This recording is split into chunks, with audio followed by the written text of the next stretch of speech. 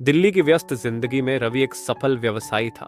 उसका काम तो अच्छा चल रहा था, लेकिन उसकी जिंदगी में रोमांच की कमी थी।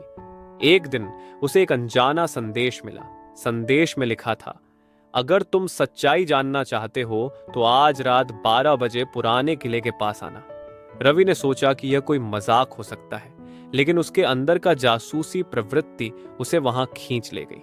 उसने तय किया कि वह उस अंधेरी रात को पुराने किले के पास जाएगा।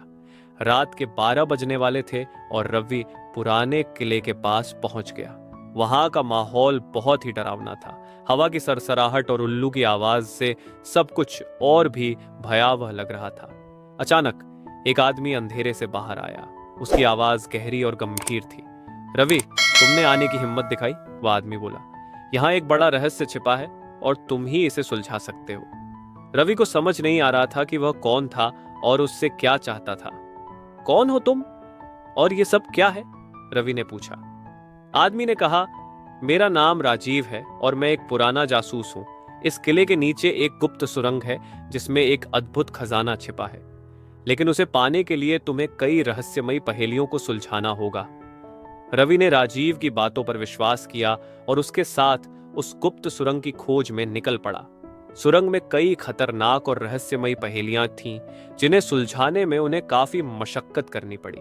हर पहेली सुलझाने के बाद वे खजाने के और करीब पहुंचते गए। आखिरकार वे एक बड़े कक्ष में पहुंचे जहां खजाना रखा हुआ था, लेकिन वहां एक बड़ी समस्या थी। खजाने की रक्षा एक भयंकर राक्षस कर रहा था। राक्षस ने दोनों को देखते ही हमला कर दिया। राजीव और रवि ने मिलकर राक्षस का सामना किया और उसे हराने में सफल रहे।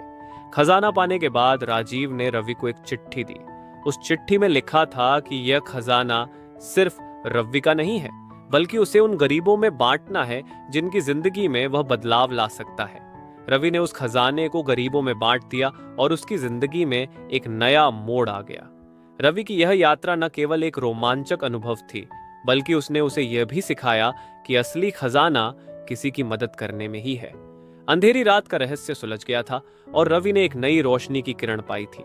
आशा है कि आपको यह कहानी पसंद आई होगी। चैनल पर नए हो तो चैनल को सब्सक्राइब करें और वीडियो को लाइक करना ना भूलें, ताकि आपको हमारी नई और रोमांचक कहानियों की सूचनाएं मिलती रहें। फिर मिलेंगे एक नई कहानी के साथ। धन्यवाद।